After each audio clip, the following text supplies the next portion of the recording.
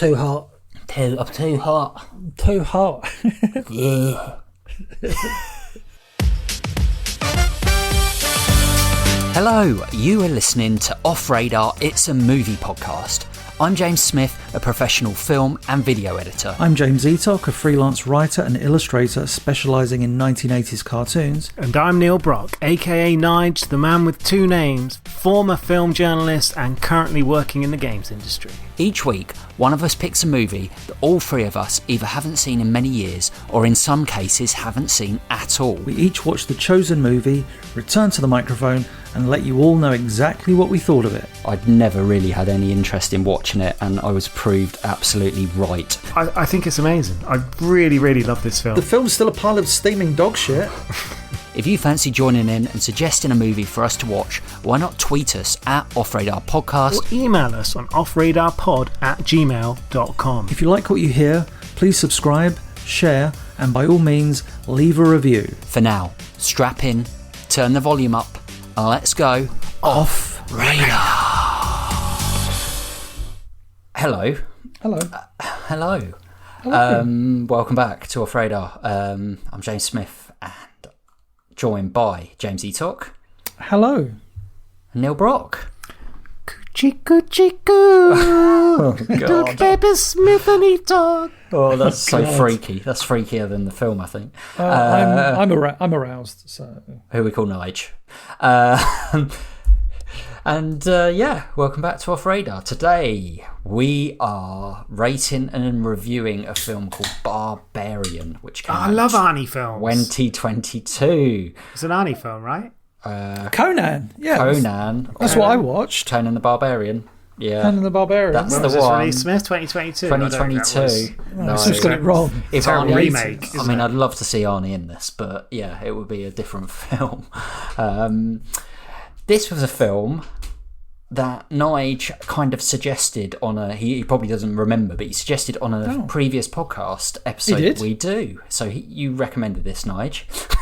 Did I? If you Have we like got it my or review not. from before? What was the time code? Oh. But anyway, yeah, Nige, you recommended this for us to watch. Yes. Starting off, Eatock, had you seen or heard of this film? Hadn't seen it. Had heard a lot of good things about it. Oh, okay, so you had heard of this. Good. But but I'm not going to lie, the title always confused me because the poster was very definitive. It's a very striking poster. So I'd see the poster, I'm like, red. Yeah, right. It's like red. It's almost like TLC's Crazy Sexy Cool cover. It's a great use of. Wow. There's a reference. Great use of red and black kind of thing. And I was just like, oh, okay, yeah. When this film got recommended, I was like, oh, that's that horror film. I think. That's got nothing to do with barbarians. Yeah, well, which is a fair point. Which is a very fair point, I think. Kind of, yeah. You get, yeah. Nige, you seen this one? I had, yeah. Hence why I recommended it. So for me, it was cinema or home. No. So a few friends kind of mentioned it in passing that it was interesting, and I thought, okay. And like you, the name Barbarian, I was a bit like, I don't know how I convinced my partner to watch this. But we put it on. I think you watched maybe it was just a Halloween film. I don't know. And yeah, it was definitely different to what we expected, and I didn't even realise it was necessarily a horror film. So I went in very cold on this one. Interesting. Yeah, sorry, I was just going to say it's just been interesting to have another chance to watch it as well and see it from a slightly different perspective. Oh. Yeah, same. So I've seen it twice now as well. I watched it around, I don't know, like maybe a year after it came out with a friend, Dave Morley, a friend of the podcast. And he said, let's watch this film. I knew nothing about it apart from like Barbarian horror film, stuck it on and was like, what the hell is going on? Because I didn't even realise it was quite a horror film either. But yeah, obviously having the benefit, well, if it's a benefit, we'll decide, of watching it a second time as well. So it's really interesting watching it once you've seen this film, I think, because, yeah, if you don't know anything about this film, it can, yeah, we will get to that shortly. It is written and directed by Zach Cregger, who I have not heard of. I guess it's worth pointing out that this is a independent film that has kind of broken through and kind of, like gathered this kind of almost like cult status very quickly as well, because it only came out a few years ago. But yeah, if you look at his other films, I wouldn't be able to tell you any of them. I don't think he's quite well known in the States though, because he's one of the members of The Whitest Kids You Know, which is kind of like, I may be doing him a bit of a disservice, but like almost like a modern day Kids in the Hall kind of comedy troupe. So he's kind of known through that. It's almost like Lonely Island and knowing like Andy Samberg and stuff like that. It's a slightly more modern version of that. So he was one of the kind of main people in that. He was in a couple of sitcoms like Friends with Benefits, and then out of kind of almost nowhere, he wrote and directed this film. And it's kind of and he does appear in the film. He's a friend of AJ later in the film, like a club scene or bar scene. So he does appear briefly in doing that. His Hitchcock thing. But the sort of The Whitest Kids You Know, they had done a film prior to this called Miss March, which was like a sex comedy, almost in like the road trip, sex trip kind of comedy trope about a Playboy mansion and Hugh Hefner in it and kind of stuff like that. Wasn't particularly well received. And again, I swear we talked about a director not that long ago that had done like a bunch of comedy films and then randomly just did a horror out of nowhere. So it's not unprecedented, but it's certainly surprising. Absolutely. And stars, I'm going to just say two people that it stars to begin with. Georgina Campbell, who plays Tess, and she seemed really familiar, and I did look her up. So she's a British actress, and she was in Black Mirror. So she is quite...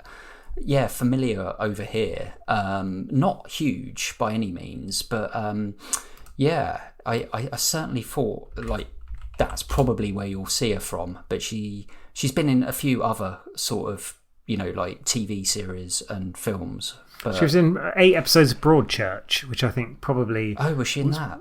Was one of her kind of like bigger ones, and a show called After Hours as well. She was also in King Arthur, Legend of the Sword, that terrible film with like, I thought it was the Clive Owen one, but it's the Charlie Hunman one, albeit it seems like she had a very small part in that because I've never actually seen it. But she kind of had one of those faces that you recognise. Yeah. But I didn't know her from anything before this. And then also, for now, Bill Skarsgård. I feel like we talked about him. Probably maybe not. I don't know. We talked about him because he plays in the movie It. Pennywise. Yeah, we have talked about it, but yeah. Well, that's the thing. It's quite. Did funny, we not do that as one of our pods? No, I don't think so. We've never done the It movies. I swear we did. The recent. No. I'm almost certain we did. You mean the remake, right? Yeah, the remake. Yeah. No, we haven't done that. No. Did we not do that? No. I'm sorry, Nige. Nige is having a moment. So whilst he just... We definitely have it. I've seen it. Well, no, so like, I haven't seen... we did it. I haven't seen any of his movies, right? So he obviously did Pennywise in the recent It movies, and he was Nosferatu. I was going to say, Nosferatu is actually on our list. Isn't he in like the Hannibal TV show? And that's what everyone knows him from. Really? See, I've never seen him in anything, but as soon as he appeared on screen, I was like, oh, that's him. Like, I reckon he's got a very distinct face. So him in the opening scene, as we'll get into. But yeah, Nosferatu, it's worth pointing out, we've got that coming up soon. Right, okay. So we will discuss him again. But yeah, Barbarian. Nige, I asked you to do a synopsis for this film. So, what if every convention of how to protect yourself as a young woman in modern life was ignored? So imagine you are Tess Marshall, who's booked a little Airbnb in Detroit for an exciting job interview. But suddenly as you pull up, there's a rainstorm, a rough neighbourhood, and a misunderstanding, which means you're left with little choice but to enter a strange home with a complete unknown. He tells her a convenient story. He offers her a drink. Would you accept it? He offers you the bed to sleep in. What a gentleman. He'll sleep on the couch. It's fun. It's flirty. But we know how these stories end, right? Or do we?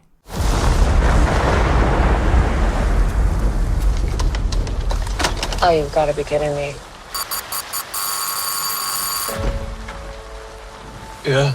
This is 476 Barbary, right? Yeah, I'm renting this place. No, I booked it a month ago. Are you sure you have the right place? Yeah. What am I supposed to do? Why don't you come inside? and we'll call these idiots.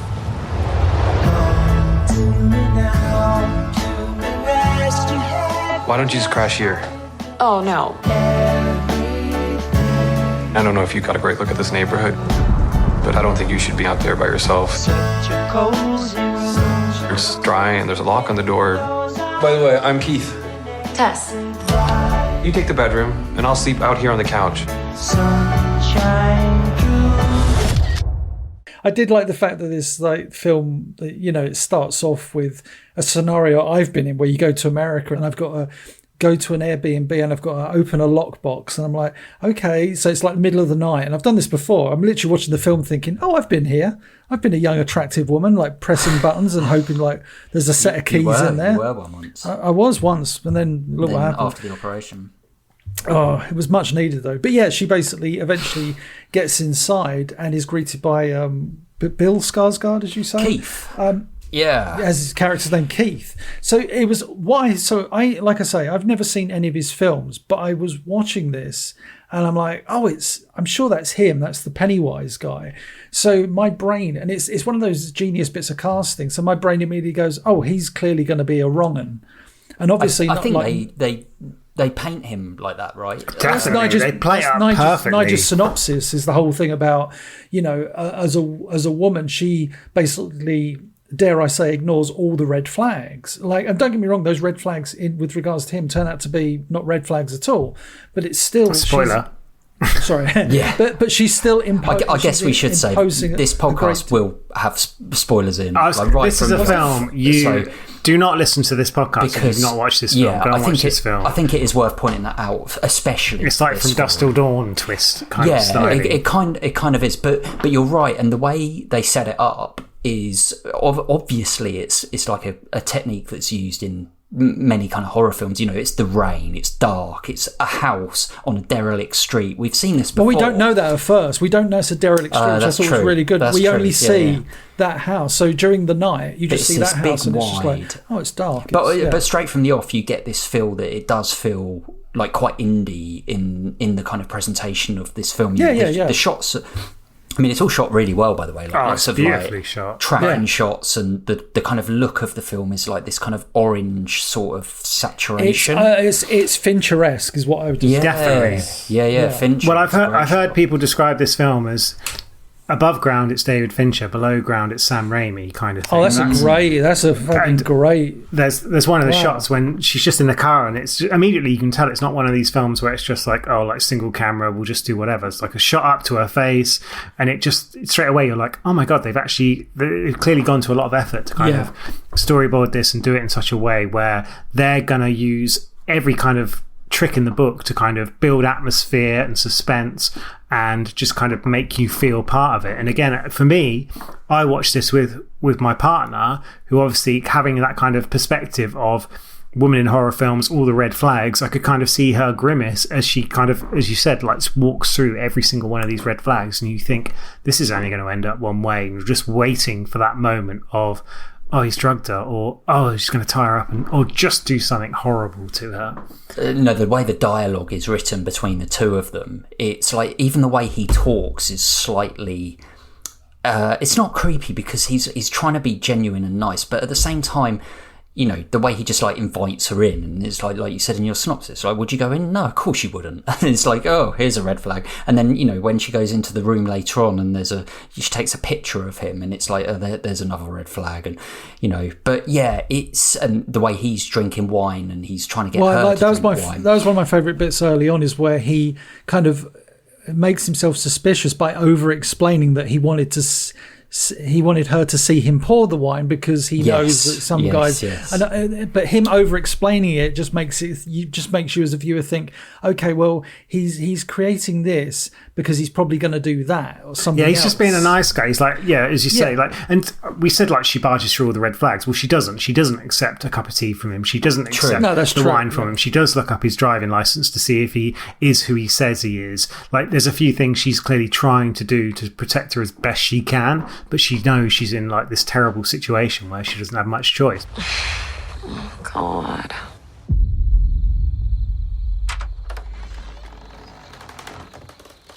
But even when, you know, she wakes up in the night and the door's open and you're like, bloody hell. Something weird is up, and she goes out and he's having these awful nightmares.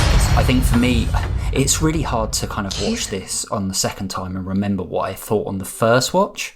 Like, if it was like, because he's having these nightmares, you're like, oh, maybe something else is going on here, you know, rather than it being him. I don't know if that was the point he took. Yeah, maybe he murders in his sleep or something like that. Yeah, like I agree. Like I would say exactly that, Smith, is that watching, like, first time watched this today, mere hours ago, and when it got to that point where the door opens and she goes out there and he's already laying down, it's like, okay, so I don't think I think he's as much a kind of just going along with the story as she is. Like, we're not. There's something else going on here. I didn't know. Like I said at the start, you know, I knew it was a horror, but I didn't know what kind. I didn't know if it was psychological. I didn't know if it was like monsters or whatever. So I'm like, what is this? Is this ghosts? Is this like a house full of like hillbilly killers or something? Yeah, I thought it was going to be like one of those. It was going to be like, I can't even remember half. Almost like a Saw, I guess, where it's just like suddenly she's in a dungeon. He's got loads of women trapped down there. He's cut them up. He's done. It was going to be a gore fest. That's where I like a thriller that turns into a gore fest where he is the main bad protagonist. Have you guys seen Heretic or not? No. Okay, all right. That's basically what happens in that, everyone. No. Judging by his face. I'm not saying that, but obviously you know in that film that Hugh Grant's character is like a menace in that film. But I won't say anything more. But but actually the start of that film and the start of this film is very, very similar, which is really interesting. Oh, okay. I think that the tone at the start of this film was so well done. I was sucked in, and I was like, when's it going to happen? What's going to happen? Kind of thing. It's incredible. They set the mood, and like we said, it's like the cinematography is really good. The acting feels like they're not acting. It all feels very real. It does feel real, doesn't it? And also the use of, I've said this in many podcasts, the use of silence in this, as in no music or no dialogue, like the use of not overtelling your audience, letting them see, is done really well in this film in general, but especially in this first, I'd say, 20 minutes to half an hour, where you get this first part, that use of no music, or if there's music, it's so minimalist. Really adds to that kind of mood and tension. But then we get this moment where she wakes up in the morning, right, and has to go to the office. Well, that was the crazy thing that blew my mind. It's like, she's out of the house now. She's kind of free. Like, the suspense is gone. It's over. It's fine. And it felt like a huge weight off my shoulders, because I'd just been building up and waiting for this terrible thing to happen. And then she's like, is she going to walk back into it? But even then, when she leaves, they still, like you say, she is technically free. But when you see her leaving that neighbourhood, then for the first time we see just how this house seems to be the only preserved house. And you think to yourself, like, and obviously we'll find out later in the movie. Detroit. Yeah, what's happened here? Why is this neighbourhood the way it is? Well, it happened a lot in Detroit, didn't it? Detroit, yeah. Well, after they lost the motor industry, the car industry it just got decimated. And when she goes to this interview, she speaks to a woman who basically says, when she tells her where she's staying, she's like, no, you're not. Like, you definitely shouldn't be staying there. You can't. And she's like, oh, well, there's a guy there. And you can tell, like, during the night, she's obviously started to flirt with him. She kind of likes him.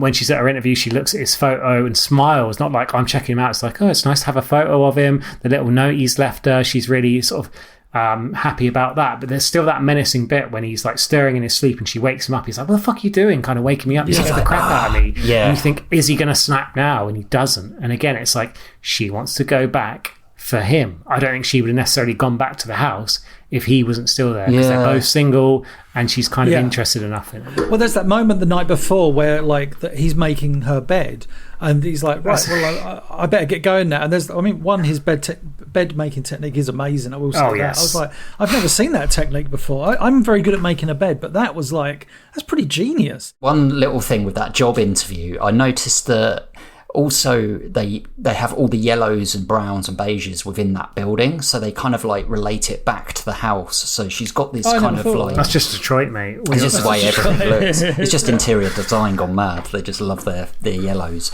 but actually like all the architecture has this kind of like yellow brown look to it, so she's kind of reminded of the house, or maybe more so the audience are reminded of the house when she's even in this plush office that she's going to go back there. But yeah, you're right. Yeah. You get that big kind of weird moment where that bloke like follows her into the house, and it's well done because it's a classic horror movie thing, right? You see it like Scream of like taking it off many times, where you're trying to get the key in the door type thing, or in this case trying to do the lock Open the code lockbox, or whatever. yeah. And there's a crazy man outside, A crazy homeless man, because obviously, as you say, it's a downtrodden Detroitian like hellhole almost. But yeah, that is end, like the biggest kind of warning for her, really. But and then she does the classic of like calling the police, and they're like, "Oh yeah, we're a bit busy." And again, it's a neighbourhood that you kind of come to understand. It's not the sort of neighbourhood the police want to go to anyway. So, so this is obviously at the point in the film where she finds the basement, right? Where just before we get into this, so just about the first half, there's a little bit of trivia that I think probably is better suited here. Yeah, sure. So the script started out from Zach Cregger. There's a book by a guy called Gavin de Becker, and it's called The Gift of Fear, where it's basically a book about where he encourages women to trust their intuition when confronted by obviously dangerous men. And he used it as a writing exercise. So he didn't start out writing a full-on script. He started as a writing exercise to basically do a 30-minute short that consisted of a conversation in which a woman continues to ignore the mounting series of red flags. Oh, there you go. And he liked it so much that he knew he had the making of a longer film. And only at that point did he begin conceptualizing a broader story for the characters. So essentially that is the first 30 minutes of the film anyway, isn't it? And then, as you say, you've got the interview, and then she comes back, and then it's almost like, does a new film begin here? And you were going to say, Smith, she comes back, she gets chased by the homeless guy, and then she discovers a basement. Yeah, well, Keith... She begins exploring. Is not there, right? And she sees the door, and you're like, as the viewer, you're like, no, don't do that. And I think she's in... I don't know if it's at this point or if it's like when she's down there. She even says, nope, as if to say, that's a stupid thing to do. Keith?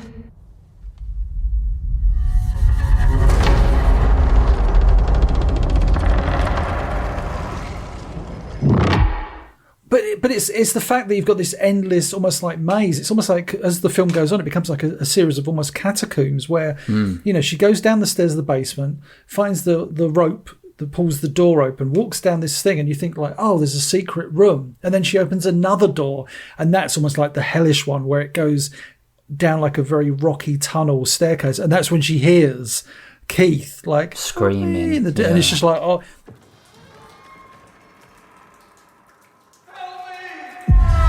Just to quickly go back to like the Nope aspect as well, because I found that really interesting because it immediately made me think of the Jordan Peele film. Nope. Yeah, of course. And I didn't realise this until I read afterwards. Apparently, even though he's not credited in any way, Jordan Peele is a good friend with the director, Zach Cregger. And I think it was Georgina Campbell who plays Tess kind of said, oh, he spoke to him quite a lot whilst he's writing the film. Jordan Peele saw an early cut, so he's definitely like part of the essence of the movie. I wonder whether or not, I can't remember which one was first, this or Nope, but there seems to be like a little nod or influence of that. So the way these like kind of corridor scenes, not just here but even later in the film, shot really well because I mean, again, done in many horror films, but not always done that well. Lots of point of view shots, lots of low light, but in this, like it feels like you're going down there with her or him. I made a note. I made a note at this point. I said, if either of you were in a black hole, like a corridor like this,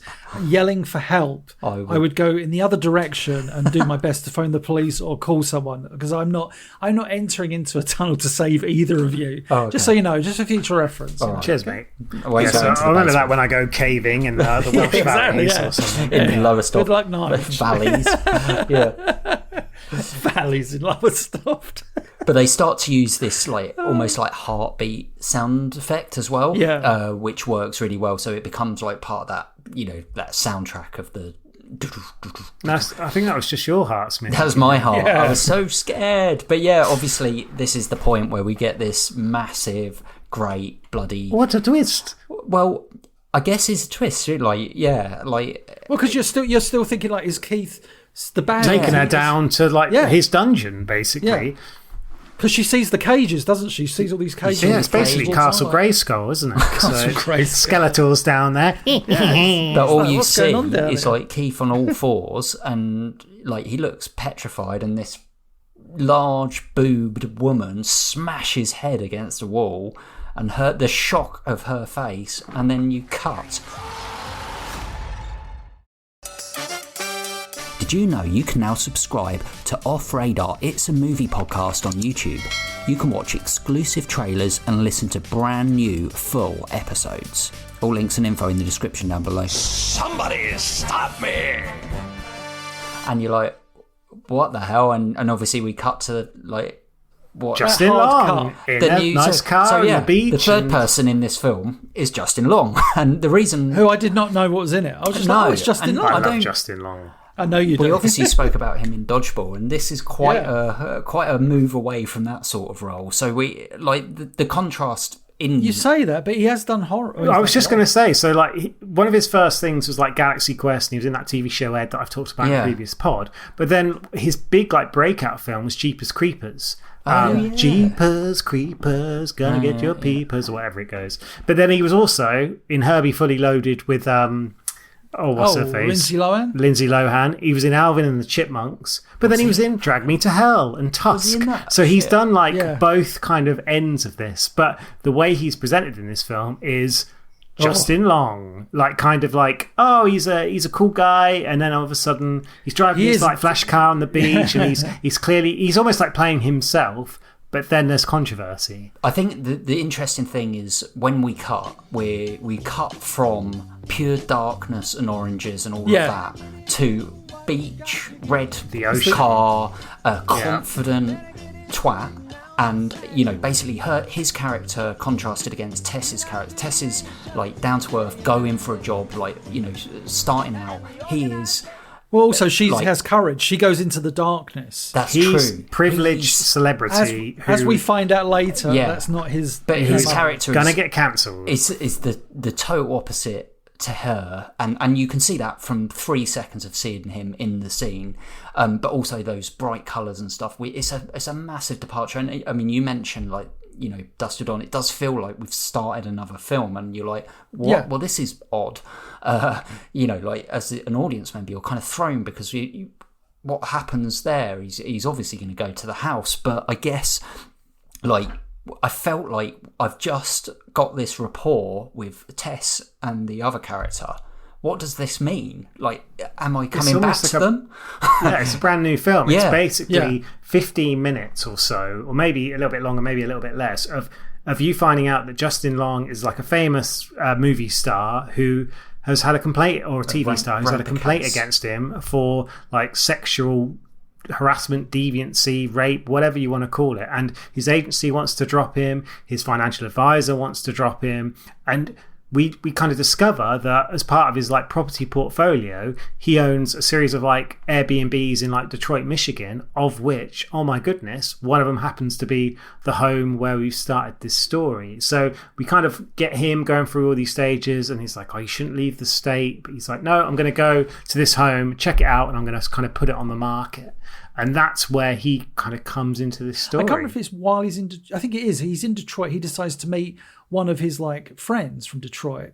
So he meets up with his friend in the bar. To get the true story. Who is the writer and director. Oh, there you go, yeah. And the friend is like, so, between us, what really happened? And it's I love the way this is written, because he's basically admitting, I basically pressured her into sex, and then she was loving it, kind of thing.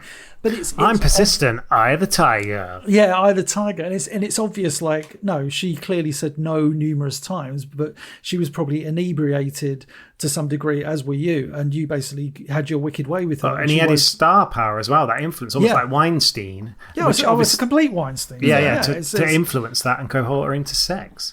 But it's I love that confession moment, because it's done in like a loud club. And I was thinking, is there going to be a payoff here where it turns out the friend betrayed him? But no, it's like that we don't come back to that. We just know in that moment that he's a real scumbag. He's not just he's not a twat who's been accused of being a scumbag. He is actually a scumbag.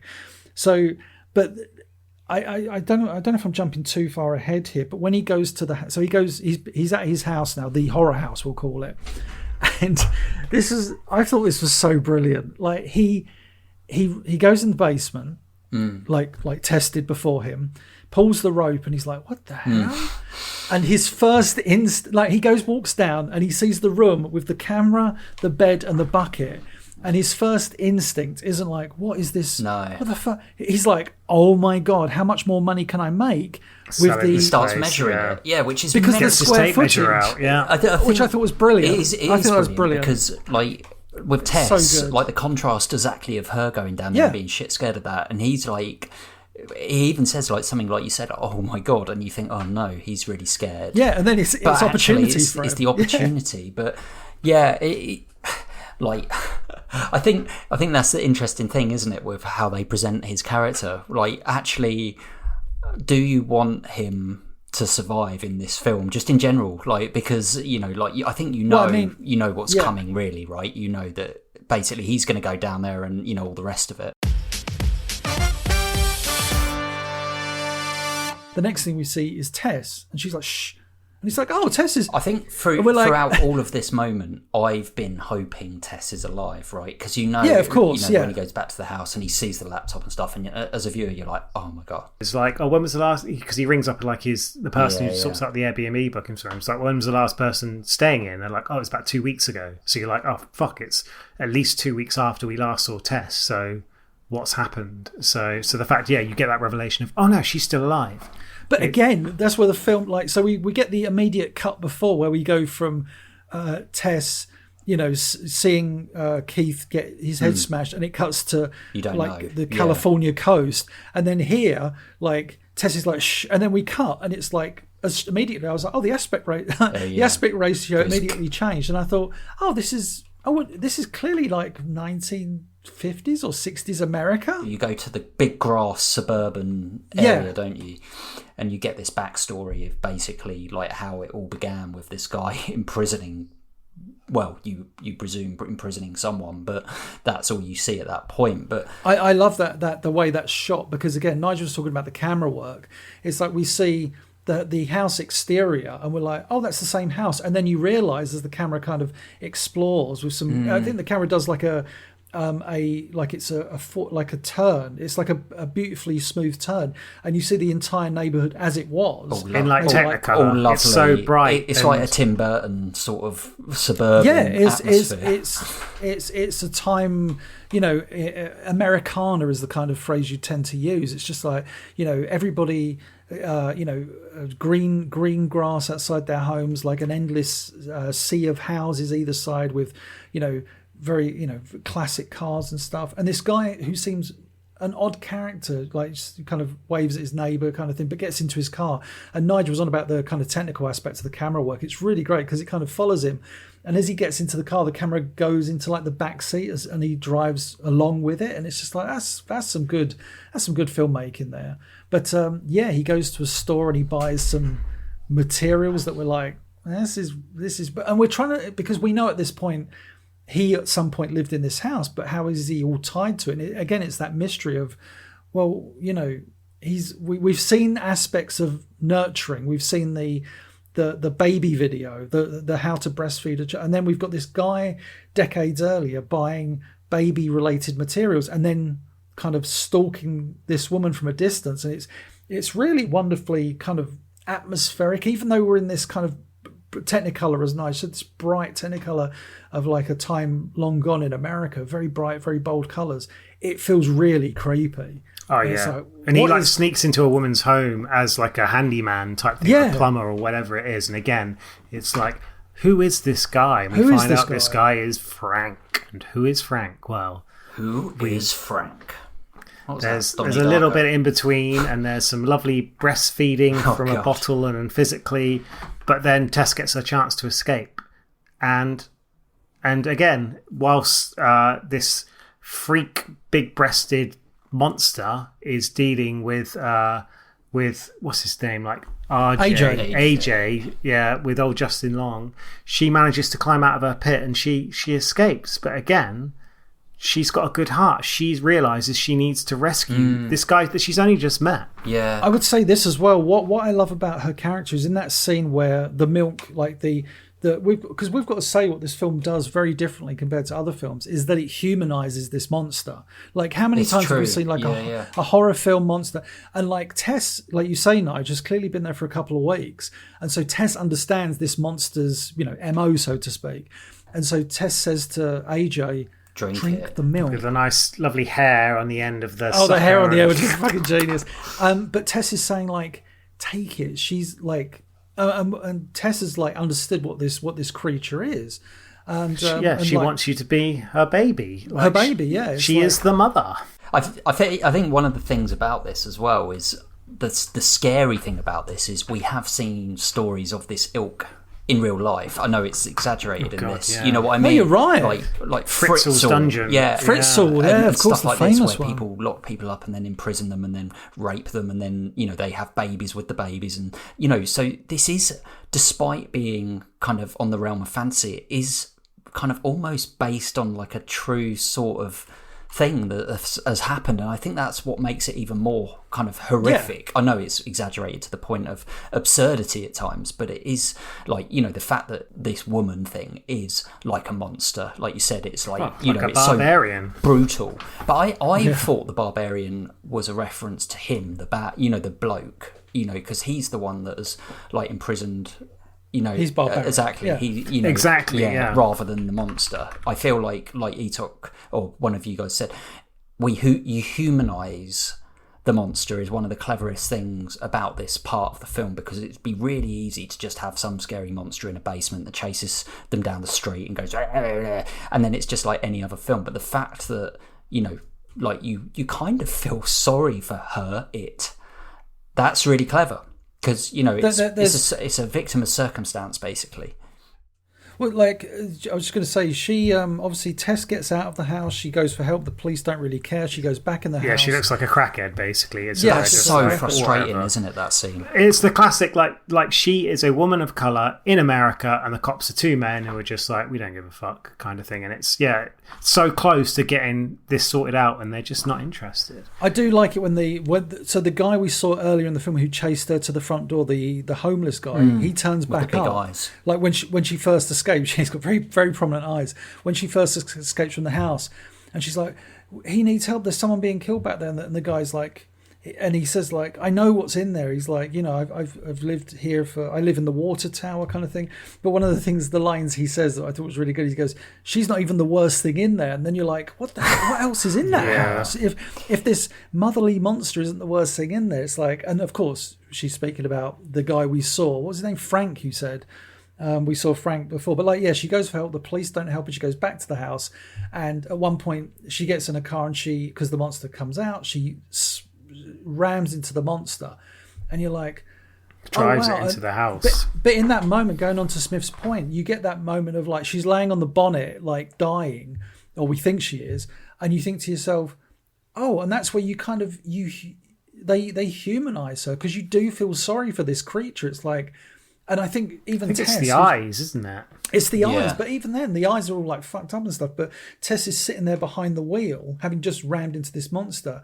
But even then, you get a moment with Tess, like probably thinking, like, "What have I done?" It's as I said before, it's like the humanization of this monster as the film continues is what I think is really strong, because it's like, I mean, we'll get to the end, but it's. Well, but going back to AJ, of course, he discovers Frank, which is interesting. Yeah, and he finds like basically a bunch of videos where this guy's been kidnapping people for years. It is really grim, isn't it? Because I think what they do really well with this is when he puts the tape in, VHS tape, you don't see anything, you just hear. No. And again, like in a lot of this film, you do see, like you see like graphic violence and stuff like that. But with the scene that is almost more shocking, we don't. We just hear and we see him. We see. Well, it's AJ's reaction. Yeah, it's like you AJ's sick fuck, basically. And we know that AJ's a piece of shit, but even he is repulsed. Repulsed by what he's seen on the. He turns to the guy. He's like, what is wrong with you? Doesn't want. Well, like it's interesting. Like barbarian, if you look up the meaning, it kind of means it was an old term to basically a derogatory way to denote a person with different speech and customs, which you can certainly say about the mother. But it's also very much known as just a brutish person, which you can certainly say about Frank. So, like you said, it was really sort of apt of you saying, Smith, like, who is the barbarian in this film? And Frank is an absolute piece of shit. Yeah. Absolutely. And obviously it kind of builds into this massive great crescendo of a ending where they're chasing the barbarian. No, not the barbarian. The woman that is chasing the mother, and they kind of end up at this like weird bloody. I know we have a scene before that where it rips off the homeless guy's arm and batters him with it. Well, I'm just going to say before we get that, like obviously, bless Tess. Tess goes back into the house to save AJ. Yeah, because she thinks mother's dead on a bonnet of her car. Yeah, and she's rewarded by being shot because AJ's like. And then he's like, understandably panicky. Yeah, in his character, he has such a conflict throughout the whole of this film. Oh, of course. But here he's like, "Oh my god, I'm going to go to jail now," kind of thing. I've already fucked up, and now I've shot a black woman, kind of thing. Like, how much worse can it get? I've got to put this right. One of the best kind of laugh out loud moments in the film, and it's not really a horror comedy at all, but one of the best laugh out loud moments is when they're in the water town. The old man, the homeless guy, is telling them kind of like the history of the why that monster is in there, and he says like, you know, the man there basically had children and then had children of the children of the children, and that a copy of a copy, and he goes, and that's the result kind of thing. And then they go, and then Tess goes, "Oh, are we safe here?"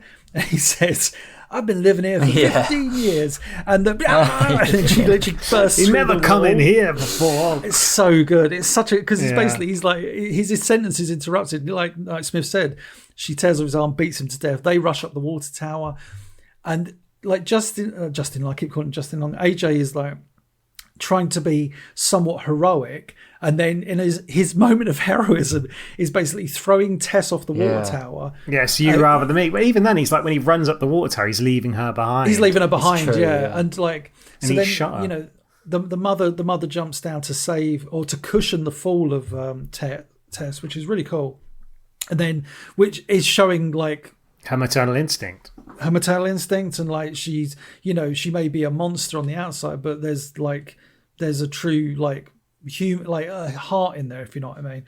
AJ comes down and he's like, you know, I had to, and he's like, "You're alive, thank God you're alive." But no, he's trying to convince her that he's like, that was always, he goes, "Yeah, that was my, you know, it was a momentary thing." He goes, "And you kind of slipped as well." So I kind of, and he's being like a real shit himself. We've seen his character arc go from like piece of shit in California, gets to Detroit, still a piece of shit, tries to, you know, I mean, he's a piece of shit. Then there's a moment where when they're talking to the homeless guy, where he tries, you think, and this is what I really liked about the movie, you think they're going to go down this character redemption arc, because he basically says like, you know, I need to put things right. Yeah, I need to put things right. I'm not a bad guy. I think I might be a bad guy, but I don't think I'm a bad guy. And like, I want to put things right. And you think, oh, so at the end, he throws her off the water tower, then comes down. You think, oh, is he going to still be heroic? You, and then as an audience, maybe you want him to, don't you? You kind of want him to.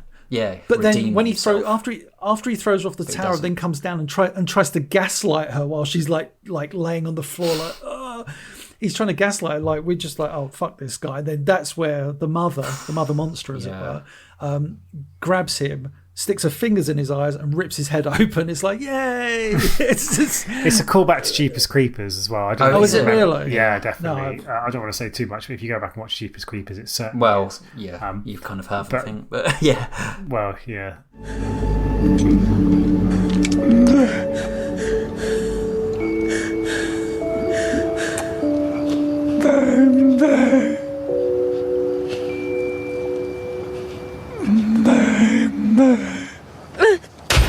The mother monster kind of, you know, she wants to care for her in like the best possible way, but Tess knows that, well, this is never going to work. I've got to escape, so I have to. It's like a moment of self-preservation where it's like, I'm going to have to shoot this creature, and you can tell that it's a really difficult decision for Tess to make. Like, and it's really beautifully acted. Like the actress playing Tess holds the gun up, and she's just, you can see she's torn. She's like, do I do this? She's really good in this. I mean, film, isn't she? She's great. I mean, like how she's brilliant. I mean, so convincing. Yeah, I just thought it was like a really kind of powerful ending to a really kind of mental film, mental and striking movie. Yeah, absolutely. Hey, trivia, gents. Let's do some trivs. There's quite a lot of good trivia about this film, which is a little bit surprising because it's sometimes with newer films it's quite hard to get hold of some. Sure. But yeah, I kind of mentioned like Zach Cregger, he had a hard time getting this film made just because the script's bonkers, and A24, who have done a lot of independent films like this, passed on it. And ultimately, it was 20th Century Studio tried to take a chance on it, and it was a sleeper hit. Even though they shot a lot of the film in Bulgaria, in Sofia, all the external ones were shot in Detroit, all the internal ones in Bulgaria with like a Bulgarian crew and all sorts. It was $4 million to make and made well over $40 million back. Oh, wow. And that is despite, and I found this really interesting, amazing. The film was released to like streaming platforms and everything like that. It's still, even, I think today, and despite petitions, it's not available for physical release. You can't get it on DVD or Blu-ray. So it's now on Netflix in the UK, which is. But yeah, that is. Mad. I was going to say, in answer to, like following up on Nige's point, there's that's happening more and more where films aren't being released to physical. But horror films, like horror fans, they love collections, physical collections. Absolutely.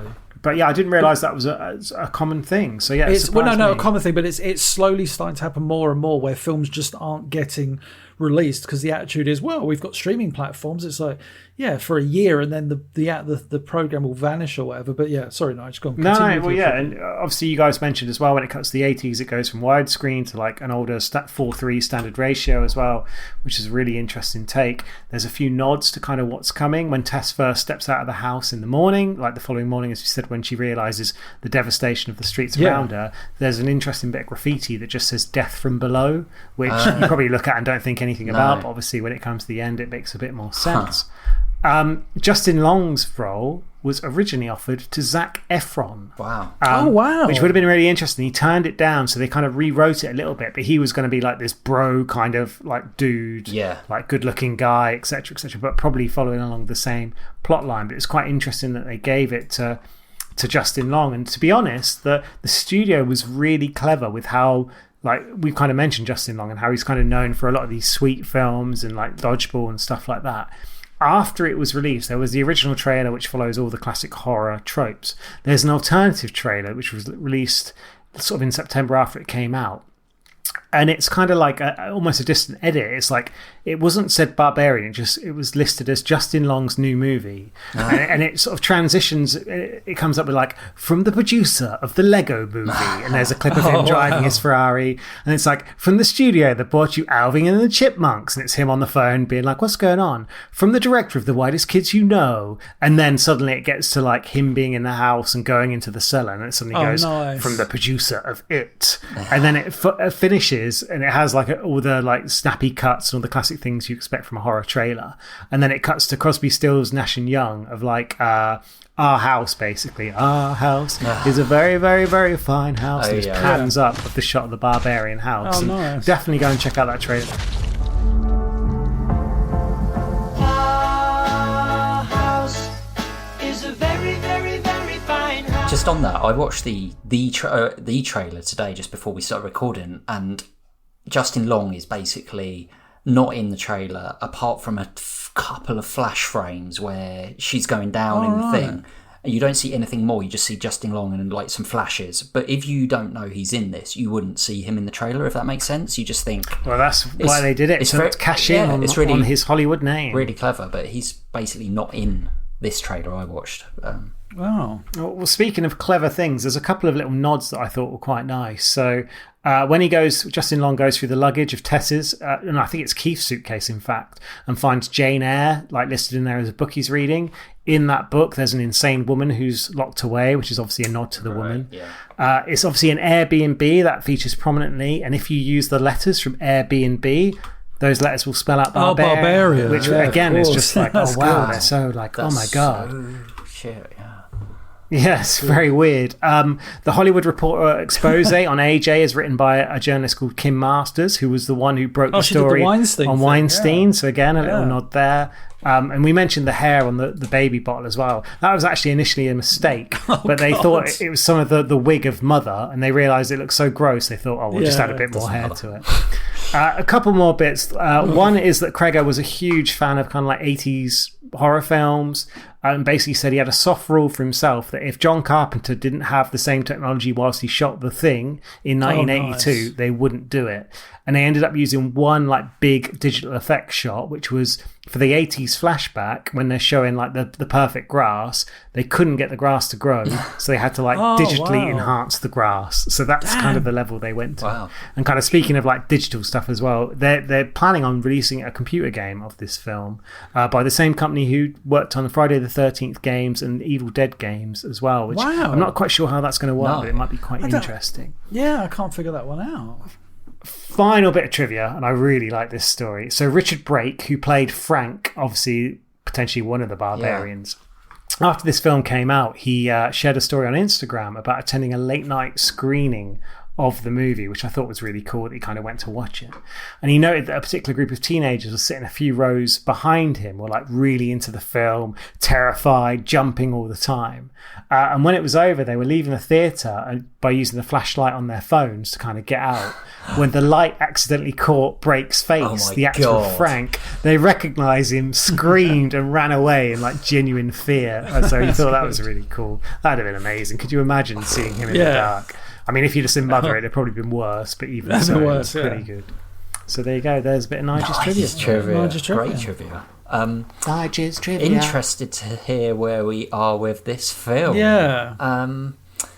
Nige, do you want to kick off? Yeah, go on, Nige. Well, I recommended it, of course. So again, I'm the person that's kind of seen this twice, and I think when I first watched this, and I said this at the start of the pod, I love the intro. Like the first half an hour, the first 40 minutes, however long it is, the build-up is magnificent.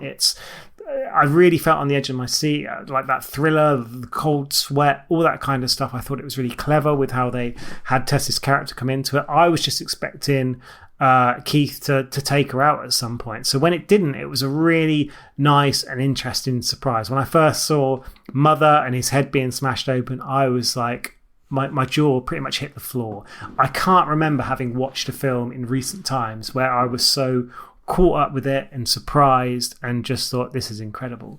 I love Justin Long, so obviously when it cuts to him and his story, I found it really interesting, but I do feel like the film loses itself a little bit. It doesn't quite have the same pace. It's interesting, but it didn't quite captivate me as much.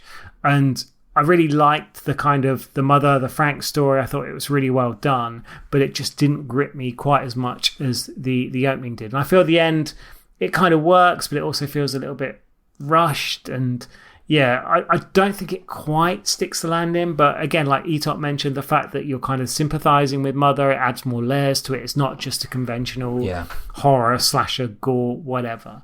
There's a lot to like about this film. The shots, the acting, the score, the special effects being kind of a bit old school. I felt like when Mother jumps off the roof, it looks a bit shit, to be honest, like when she's falling down. And again, would she travel faster than the person that's jumped before? But let's not go into logic too much, shall we?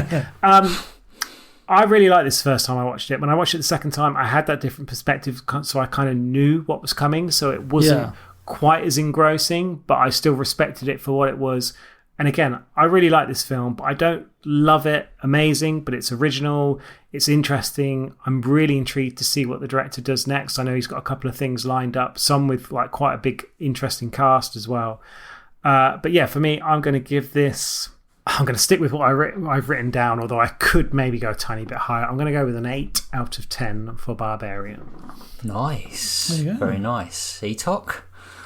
Look how dark I am. I know, I did wonder why it was getting so dark on your end. It's a bit too dark. It's a bit too... So, yeah, for those that obviously are listening, I'm on the Zoom call, I'm just my face, just my giant round face is illuminated. Who's that woman behind you? Well, that's... Yeah, is there like a cave or like some? Have you tunneled something into the wall, like Shawshank? Give me a few minutes. I'm just going to go and check. Go check. I'll wait. I'll wait upstairs. I'll be a few minutes. I'm sure not nothing coming bad will down. happen. Yeah. Etop, what did you think of this film? Oh, he's gone. Oh, that was good. See me? I disappeared into the darkness. Look at that. Look. Yeah, but right. So for this film, I may have said before on this show we do. I've never been the biggest fan of horror. Like sometimes Oh, so as I start my review, Nige opens the window and we can hear the birds tweeting. I like that. That was kind of cute. It's morning. Slightly atmospheric. Yeah. Oh God, am I still going on? Yeah, I've never been the biggest fan of horror. So I kind of knew this was a horror-ish movie, but didn't know what kind, as I said earlier. But yeah, I echo a lot of what Nige said. Going in, the first, like Nige said, the first, I think it was like 30 minutes is just so engrossing. It's very different film, but it's almost like, obviously I presume you guys have seen Mad Max Fury Road, where the first 30 minutes you just can't look away from the screen. Yeah. Did we? No, me and Nige did at his house. Oh, sorry, you and Nige. Yeah, a little while ago.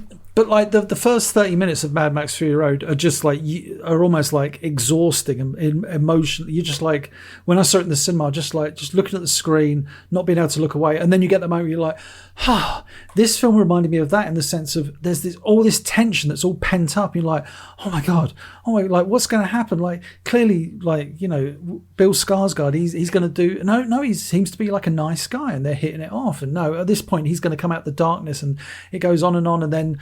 Yeah, and then you get that cut where we're now with AJ along the Californian coast, and you're like, oh. And like Nige said, though, it does kind of kill a bit of the feel of the movie. But then I think the way this movie would have been, I think, like a 10 out of 10 is if it had remained in darkness throughout. And I don't think you can do that. I love the choice they made to have those kind of hard cuts from, like we said before, like a Fincher-esque visual to like this bright daytime in California with AJ on the phone. At the same, I say about it kills the sudden shift does kill the flow state. I don't think it kills the story. I think the story still continues quite nicely because we don't linger on AJ for too long before he's already at the house himself. But I do agree with Nige where it does lose its way slightly in like the third act, where it's a very difficult film to wrap up, especially when you're trying to humanize this creature. I think if they'd done a different ending, like I know this is a review, I should be doing like a fan ending, but can you imagine if like the last visual of the film is, maybe we get the written and directed by credit, and then the next visual is the mother carrying Tess down the street. Yeah. And it's just like, oh wow, like has Tess succumbed to I've accepted my fate? Is Tess dead? I think that would have been a more like, I think that would have been a more striking ending. But regardless, if we're doing fan endings, I'd have liked the mother to carry her down the street and then the cops suddenly to be there and Tess to be like, "Do you fucking believe me now?" And then exactly. End. Now that's like a comedy end. Or the monster driving off in the red Ferrari. Tess in the suit. Sadly, he's in his little I can't remember, little smart car. Whatever it is. But yeah, I think like. I agree with Nige. The film kind of loses its way slightly towards the end, but for the most part, it's a film that feels like it's doing a lot of the same thing other films have done. It's just doing it infinitely better. I think I'm going to go for a point, but I'm going to go for a 7.5. Nice, good scores. Yeah, nicely said. To be honest, I know this sounds really weird, but I think I agree with a lot of. Like what you guys have just said, really. That sounds weird. It's not weird. No, but we often disagree. But I've seen this twice. On the first watch, I didn't know what to make of this film, and I imagine some people will walk away from this film and go, "What?" And honestly, that's kind of how I felt on the first watch. I kind of got to that point where it cuts to Justin Long, and I was like, "Well, I'm not really in this now." Like it's taken me so far out of. I built up this real rapport with these two characters. One of them's dead, and the other one I really invested in. And because who may also be dead, exactly, you don't know that I kind of like I didn't really want to start over. So I really didn't know what to think of this film. That was on the first watch, but obviously going into it on a second viewing, like you kind of know what's coming. And I think it is a really original film. I think it's an original film, but it has done, like you said, it has kind of done things that have been done before, but it's kind of obviously played you know, with the originality of kind of doing it in a slightly different way with, you know, like, I love the way you don't get one flashback until 40 minutes in or whatever. You know, you don't know why she's down there. That would be really easy to put in right at the start of the film, which a lot of filmmakers probably would. So there's a lot of stuff I really like about this film, but I also agree with you guys. Like, the ending I just kind of laughed at times, and I don't know. I'm not sure I always had the right reactions to the moments where I'm meant to feel the sympathy that you rightly said. I do, but I don't know if I felt that enough. I felt like Tess is like kind of almost lost. Her character gets a little bit lost in that last half an hour. You know, I want her to be this heroine, and I feel like I'm following AJ too much over that period where I just don't like him, and maybe that's the intention. So it's a weird one. Like, after the first viewing, I would have given it a 6. I'll stick with what I wrote, but I also, because of all the good things about it, I'm also going to go for a point. So I've gone for a 7.5. So it has gone up, you know, a lot considering. And I genuinely enjoyed this so much more on the second watch, which is bizarre because I didn't think I would. So yeah, it's interesting. I think it's the sort of film that the first time you'll watch it, I don't want to like jump into that kind of lazy comparison of like, I see dead people, but there's such an interesting I can't even remember the name of that film. Bloody Sixth Sense. Sixth Sense, thank you. Where it's kind of like the first time you get that twist, you get the anticipation that first half an hour. The second time you kind of see it unraveling, knowing what's going on. Would you necessarily go back and watch it a third time? I'm not sure, because the ending's more like kind of like a B horror film. Like I'm trying to think of a decent example, but there was kind of like a lot of films around like the 80s and 90s that were the sort of ones you'd see on a Blockbuster shelf that'd have a really interesting cover, but when you watch it, it's a bit like, oh yeah, it's maybe not so great. So, but I still feel like there's enough to it, and obviously our ratings would suggest that. Definitely. But as always, we'd be interested to hear what our listeners think as well. Absolutely, and you can do that by emailing us on offradarpod@gmail.com, tweeting us at offradarpodcast, going on YouTube, commenting on this very episode, and letting us know what your favourite twist is, your favourite horror movie is. Etoc is in I'm trying to make it as dark as possible. You're just Look at that. The darkness. Do you fancy sending us a film to review, or letting us know your thoughts on a film that we have discussed? All of your comments will be read out in our end of season leaderboard episode. Email us on offradarpod@gmail.com, tweet us at offradarpodcast, message us on Facebook. All links and info in the description down below. Do it! Do it!